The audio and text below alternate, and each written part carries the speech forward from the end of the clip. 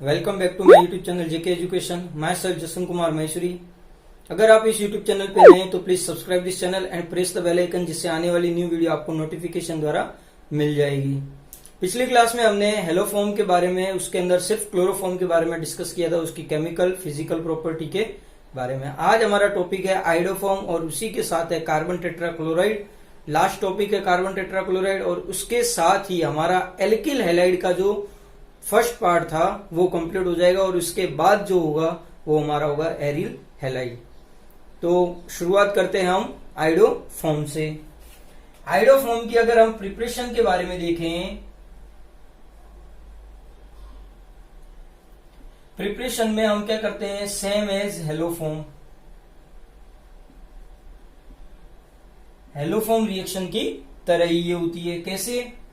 अगर मैं CH3COOH की NaOI के साथ रिएक्शन करवाऊं, ठीक है,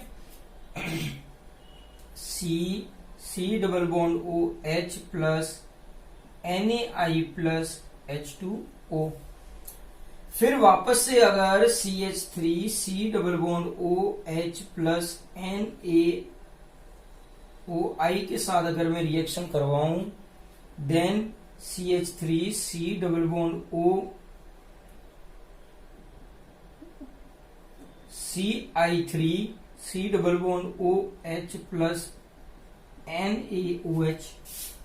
इसकी रिएक्शन अगर मैं CH3C double bond OH plus इसी के साथ जो बना है NaOH उसके साथ अगर मैं करवाऊं तो हमें क्या प्रोडक्ट मिलेगा, CHI3 प्लस HCOONA। ठीक है, तो अगर हम इसका फाइनल रिएक्शन देखें, फाइनल रिएक्शन तो क्या होगा, एक तो ये रिएक्टेंट CH3COOH H NaOI कितने आ जाएंगे, 5, और कोई यहां पे कोई नहीं। देन प्रोडक्ट क्या होगा, CHI3 plus NaI plus HCONA plus 5H2O, यहां आ जाएगा 4NaI।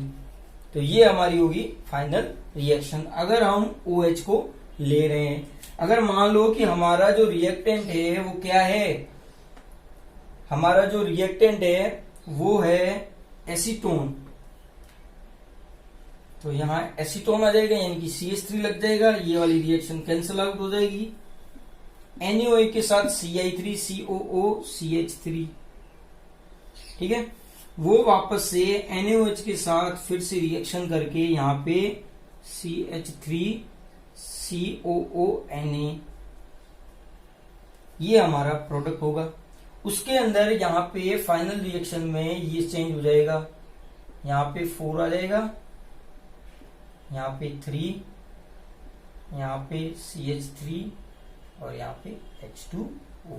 बैलेंस करनी है, यहाँ पे H2O लगा देने हैं 5 4H2। ये हमारी होगी फाइनल रिएक्शन। तो ये तो था इसकी प्रिपरेशन के बारे में। अगर हम इसकी फिजिकल प्रॉपर्टी को देखें,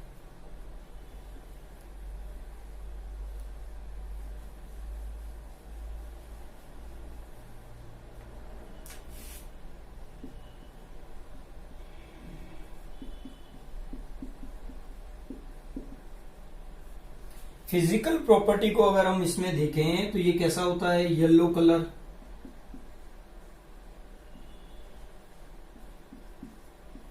येलो कलर सॉलिड होता है। ये वाटर के अंदर इंसॉल्युबल होता है। अगर वाटर के अंदर इंसॉल्युबल है सो सॉल्युबल इन कार्बनिक सॉल्यूशन, ठीक है। ये मोर रिएक्टिव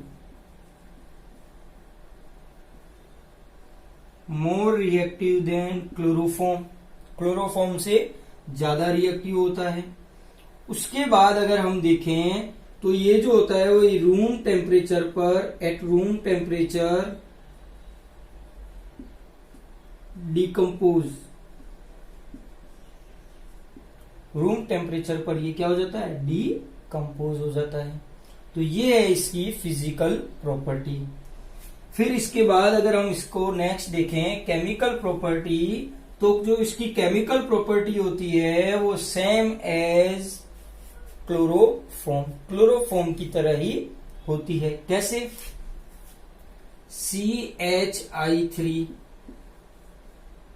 अगर मैं इसका हाइड्रोलाइसिस करवाऊं KOH या NaOH एक्वटिक, ठीक है, हाइड्रोलाइसिस, तो वहां पे भी से मतलब है, क्योंकि हमने कल डिस्कस किया था क्लोरोफॉर्म, क्लोरोफॉर्म के अंदर Cl निकले थे, यहाँ I निकलेगा आयोडीन, OH OH OH एक वाटर का मॉलिक्यूल रिमूव और HCWH यानी कि कार्बोक्सिलिक एसिड, ठीक है। फिर अगर मैं इसकी हाफ मैन ब्रोमेमाइड रिएक्शन करवाऊं यानी कि CH3NH2 प्लस KOH के साथ, तो वहां पर भी आइसोसाइनाइड बना था, तो यहां पर भी आइसोसाइनाइड बनेगा, CH3N triple bond C, isocyanide या आइसोसाइनेट। फिर अगर मैं Ag पाउडर के साथ इसकी अगर रिएक्शन करवाऊं विथ Ag पाउडर, तो Ag पाउडर के 6 क्लोरोफॉर्म के अंदर थे, यहां भी 6 और इसके 2 मॉलिक्यूल, तो किसका फॉर्मेशन हो जाएगा, एल्काइन का। फिर अगर मैं इसका रिडक्शन करवाऊं Fe प्लस H2O या Zn प्लस HCl या Zn प्लस H2O के साथ अगर मैं करवाऊं इसका रिडक्शन, तो किसका फॉर्मेशन होगा, CH2I2 का। नेक्स्ट है हमारी हीट। अगर मैं इसको हीट दूं तो ये I2 को क्या करती है, लिबरेट, इसकी वॉयलेट कलर की क्या होती है, फ्लेम टाइप लगता है ये, ठीक है। फिर अगर मैं इसके साथ AgNO3 के साथ करवाऊं AgNO3, तो AgI का PPT बनता है। ये हमारे लिए सबसे ज्यादा इंपॉर्टेंट है, ठीक है, क्योंकि ये प्योरिटी चेक करता है क्लोरोफॉर्म और आइडोफॉर्म की। कल मैं आपको एक चीज बताना भूल गया, क्योंकि क्लोरोफॉर्म के अंदर प्योर फॉर्म क्लोरोफॉर्म इस AgNO3 के साथ रिएक्शन नहीं करता, तो सर कौन करता है, इम्प्योर क्लोरोफॉर्म रिएक्शन करता है, क्योंकि इम्प्योर क्लोरोफॉर्म के अंदर HCl बनता है, वाटर की प्रेजेंस और लाइट की प्रेजेंस के अंदर। ये जो HCl है वो AgNO3 के साथ रिएक्शन करके AgCl का व्हाइट कलर का PPT शो करता है, जिससे ये पता चल जाता है कि ये जो क्लोरोफॉर्म है ये प्योर नहीं है, जिससे हमें आसानी हो जाती है कि इस क्लोरोफॉर्म को हम यूज नहीं ले सकते। जबकि आइडोफॉर्म के केस में ये उल्टा हो जाता है, यहां पर AgNO3 के साथ आइडोफॉर्म AgI का PPT देता है येलो कलर का। तो ये है इसकी केमिकल प्रॉपर्टी, जो सेम है किसकी तरह, क्लोरोफॉर्म की तरह, सिवाय AgNO3 को छोड़ करके। फिर हमारा टॉपिक है कार्बन टेट्रा क्लोराइड। इसके यूजेज है तो एंटीसेप्टिक है और बाकी कुछ ज्यादा इंपॉर्टेंट नहीं है।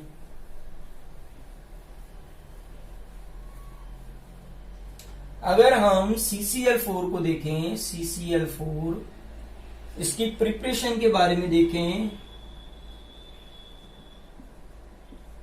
प्रिपरेशन में अगर हम फर्स्ट देखें इसकी, तो क्या देखते हैं हम,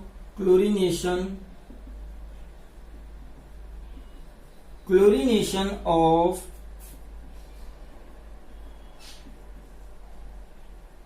क्लोरोफॉर्म का chlorination, CHCl3 plus Cl2 H mu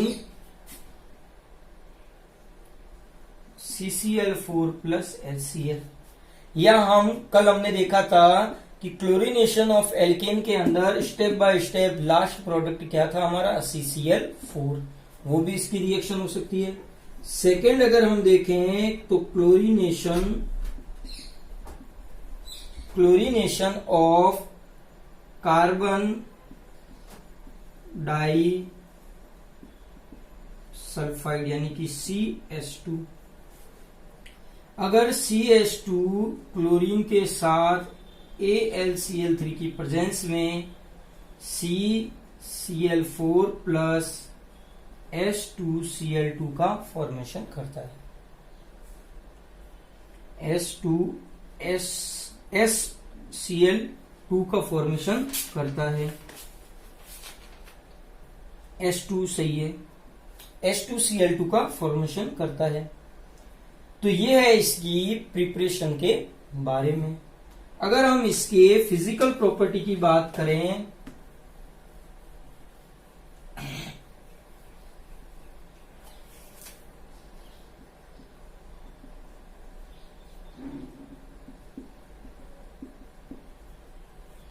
physical property के अंदर हम इसमें देखें तो ये कैसा होता है, कलरलेस होता है। उसके बाद ये कैसा होता है, वेपर लिक्विड विथ, यानी कि वाष्पीय द्रव with sweet smell,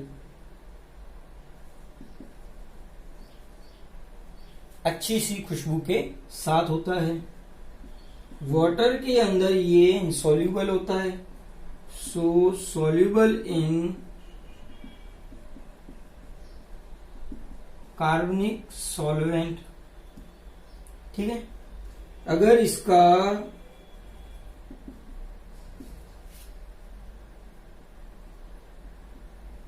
commercial name देखें,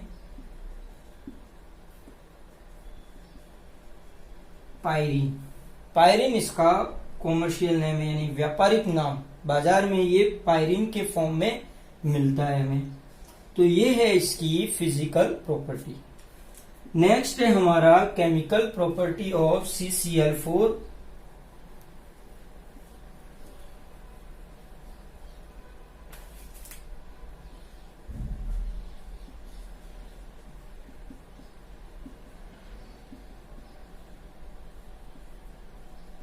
केमिकल प्रॉपर्टी के अंदर सेम लिखना है, बस जो स्टार मार्क है वो हमारे लिए इंपॉर्टेंट है। तो CCl4 का जब हाइड्रोलाइसिस करवाया जाता है, यहां ये ध्यान रखना होता है कि OH OH OH OH नहीं लगाना है। यहाँ पे CO2 का फॉर्मेशन होता है, H2O का फॉर्मेशन होता है और HCl का फॉर्मेशन होता है। ये है हाइड्रोलाइसिस, इसीलिए ये इंपॉर्टेंट है। फिर अगर हम इसका रिडक्शन करवाएं जिंक HCl या जिंक H2O की प्रेजेंस के अंदर, तो यहां पर CCl3 का फॉर्मेशन होता है क्लोरोफॉर्म का और HCl रिमूव हो जाता है। नेक्स्ट है हमारा H2O।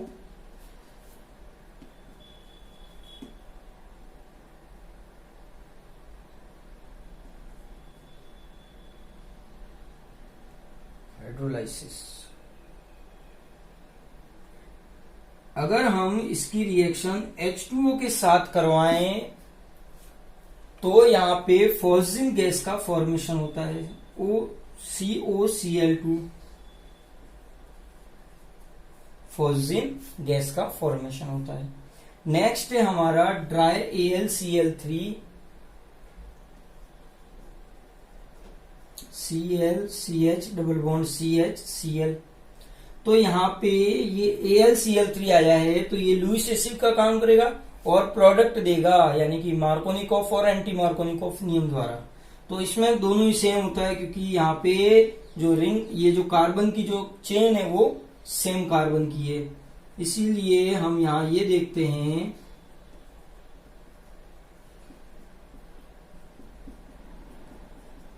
1122 टेट्रा क्लोरो प्रोपेन, 1122 टेट्राक्लोरोप्रोपेन का फॉर्मेशन होता है। नेक्स्ट है हमारी राइमर टीमान रिएक्शन।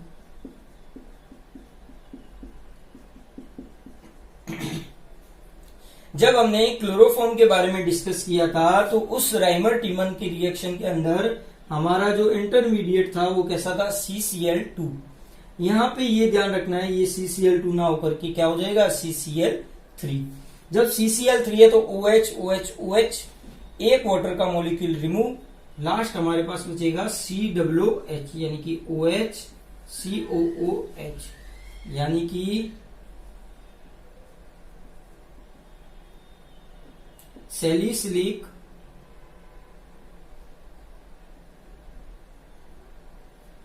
यानी कि हमारा जो प्रोडक्ट होगा वो कैसा होगा सैलिसिलिक एसिड। प्रोडक्ट क्या होगा सैलिसिलिक एसिड। तो ये है यहाँ पे इंपोर्टेंट, यहाँ पे सैलिसिलिक का फॉर्मेशन होता है। नेक्स्ट है हमारा SbCl5